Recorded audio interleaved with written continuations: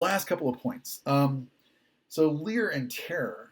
Um, I mean, so Lear has gone through. Talk about a journey, right? Lear has gone on a journey in this play, in this tragedy, right? He's gone from this sort of conceited sense of himself at the beginning of the play. I can do no wrong. Um, People have to do what I say. Uh, I make commands. People have to follow them. To a kind of reconnection with his own humanity um, through Edgar, right? I mean, like sort of um, being left out in the storm, seeing Edgar as kind of that unaccommodated man, um, and trying to kind of figure out how can I connect with that, and then kind of the in Act Four that sort of recognition that um, his sense of himself as a king and as a monarch and as a ruler and so on, that's all a bunch of fluff, and that when you kind of get down to the bare brass tacks, he's just a man like everybody else. He just happens to be a man that people were willing, by convention, were willing to kind of listen to, but that they flattered him, et cetera, right? Um, so when we meet Lear in Act Five, we meet him first after Cordelia's army has been defeated. Cordelia is grieving the fact that her hopes of restoring Lear to his position and so on have been frustrated. That they're going to be away to prison, and Lear's response to that, line 7. This is Act 5, Scene 3, line 7, is "Come, let's away to prison. We two alone will sing like birds in the cage. When thou dost ask me blessing, I'll kneel down and ask of thee forgiveness. So we'll live and pray and sing and tell old tales and laugh at gilded butterflies and hear poor rogues talk of court news, and we'll talk with them too, who loses and who wins, who's in, who's out, and take upon the mystery of things as if we were God's spies, and we'll wear out in a walled prison packs and sects of great ones that ebb and flow by the moon." Now, to an extent, this is actually what Lear had wanted. It's a version of what Lear had wanted at the beginning of the play, at the beginning of the tragedy, right? He is going to be able to spend his time with his beloved baby daughter, the one that he loves the most, and that they'll just talk and keep each other company, and all that other stuff, all the kind of ins and outs of court intrigue, all that kind of stuff, will just be sort of a joke for them, right? It won't affect them, he says, right? We'll be here in prison, but we'll be together. So it's a modified version of what he'd wanted at the beginning. I mean, he's not going to have the title of the king. He's not going to have a bunch of retainers. He's not going to have the status and recognition of an exalted figure and so on. He's just going to be a guy in a prison with his daughter. But that, it will also, if they're imprisoned together, as he imagines it, then he'll still have that human connection with his daughter, and that will be enough. Right? So you could see that, at least in part, as a kind of, a, a recognition or a realization, right? That all that kind of trappings have been stripped away, and that now Lear's back down to like common humanity as he kind of has experienced it through Act 3 and 4, but also, a survival with his daughter, right? Which is kind of what he also wanted. But we're going to see him again in the final lines of this tragedy, with because Edmund wasn't going to allow that for him, right? Edmund was going to have him killed off, and so we find that that captain who was sent was successful in strangling Cordelia, but then he himself has been killed by Lear, and now you get this. This is. As I say, I've only ever kind of teared up at one performance of a Shakespeare play that I've ever seen.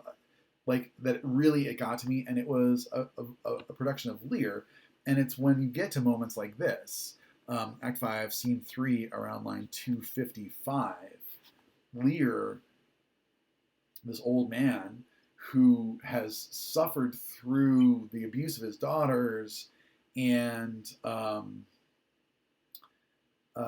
has been in prison, and then sees his beloved daughter, the daughter that he loved all along, killed in front of his eyes. and comes on stage carrying her corpse in his arms with howl, howl, howl. Oh, you are men of stones. Had I your tongues and eyes, I would use them so that heaven's vault should crack. She's gone forever. I know when one is dead and when one lives. She's dead as earth. Now, I mean, the thing is that Lear has never fully regained his, kind of sanity, right? I mean, he had uh, he'd become hysterical, in being mistreated by his daughters. The experience of the interior storm and the exterior storm on the heath in Act 3 has kind of robbed him of his wits. When we see him in Act 4, he's got flowers in his hair and, he's speaking a kind of nonsense. And so even at the end of Act 4, when he's reunited with Cordelia, um, he's still not talking like fully, compos mentis, right? Not of his right mind exactly, right? Um, and so, I mean, he's still some elements of that kind of, is it senility or is it loss of grip on reality? That's still here for him, right? Lend me a looking glass. If that her breath will mist or stain the stone, why then she lives. But embedded within this kind of crazed speech of his is this, I mean, real pathos for me. I mean, this kind of, she's gone forever. Um, she's gone forever, he says again in a little bit later. And I mean, in his final words, no life. This is this is line 304 over on page 137. No life. Why should a dog, a horse, a rat have life, and thou no breath at all? Oh, there will come no more. Never, never, never. Pray you undo this button. Thank you, sir. Oh, oh, oh, oh. Break, heart. I prithee, break. He dies. I mean, that's a, you know, for me, I find that this whole ending, a very just moving, difficult kind of, but I mean, if we had Jay Stratton, who did all that kind of great comic stuff at the beginning of our semester, I would ask him to kind of read those last lines of Lear. I'm sure he could do a great line with a great version of that as well. It is very moving, right? And Edgar, look up, my lord, and Kent, vex not his ghost. Oh, let him pass. He hates him that would upon the rack of this tough world stretch him out longer, right? The idea that you would ask Lear to live through anything more, that would just be, spiteful. Okay. Yeah. So to kind of move on to a sort of a wrap up of things here.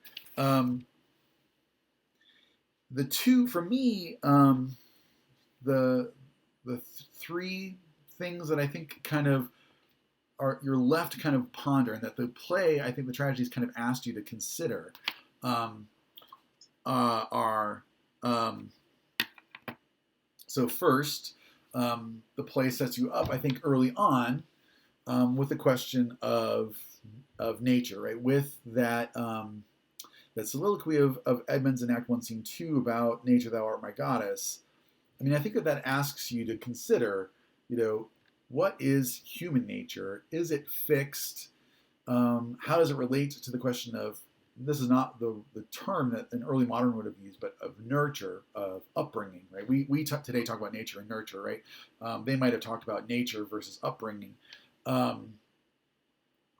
But those things are kind of set against each other, right? The things that are natural versus the things that are conventional, the things that are customary, the things that are traditional, and kind of related to that, is there an idea of a fixed human nature, or is human nature something that evolves, takes shape, that isn't necessarily connected at the beginning, or isn't consistent, that it can kind of, that you can move against your own human nature, against your nature. I mean, I think that's for me one of the big questions that runs all the way through this tragedy. And I think that Edmund's last words, right? I mean to do some good despite of my nature. I mean, I think that kind of encapsulates this question of like, what is human nature, and is there a fixed human nature? So that's the first thing that I would say. But we can see that I think all the way through the tragedy. And then the next one for me is the question of human nature and authority, and that's related, I think, to the first one, and it's a way in which that first question about human nature, connects to things, and that's the nature of authority. When you think about King Lear, that is the king, who, what kind of authority does he have? How can he assert that authority? How do people respond to that authority? And is that authority something that comes out of the natural, or is it just, agreed upon? He was deluded into thinking that by nature he was a king, and therefore all the things that go along with being a king, powerful, respected, things like this, those were all things that came out of nature. And the natural world in Act 3, in particular Act 3, right, the storm on the heath and so on, has kind of undermined or taken away the idea that authority is anything natural, right? And maybe it's not at all natural. Maybe authority is something that is conventional or traditional or customary, and not something that's natural. And then I think the third thing, and this one I think is hard to resolve. I mean, so I think all of these are actually kind of hard to resolve, but this third one for me is maybe the kind of most difficult to resolve, and that's the idea of whether there's any kind of purpose to suffering, right? Whether there is some notion of divine justice. And this is a thing that comes up across Shakespeare's tragedies. Again, thinking about Hamlet, I'm just going to refer to Hamlet because it's one of the other great tragedies, and we just don't have a chance to read it together. But at one point Hamlet says, there's a divinity that shapes our ends. For this play, which doesn't have, it's set in a pre-Christian era, right? So the idea of God, the divine, and that sort of thing it's absent from this play. But there is still a notion of, that there is some kind of deity, there is some kind of divinity out there, and it explores both ends of things, right? One, the possibility that divinity is perverse, right? Divinity is malicious, right? That this existence is one of suffering, and that the gods smile down on that suffering, right? And that the depth of that, the kind of extreme of that, is Edgar and Gloucester, after Gloucester loses his eyes in Act 4. And then there's the kind of the middle possibility, which is maybe the gods are just uninterested, right? The kind of nihilistic, maybe there isn't anything that shapes our ends. It's just a bunch of random happenings. And then in Act 5, at the end of the tragedy, there's this language about the idea that the gods are just, that the way things have been working out sort of shows that maybe there is a purpose, maybe there is a kind of providential end to things. As has sometimes been observed, when Lear comes on stage with the body of Cordelia, Act 5, Scene 3, at line 260, I read his howl speech. Kent and Edgar respond to that with, is this the promised end or image of that horror? And that's 262, 263 of Act 5, Scene 3.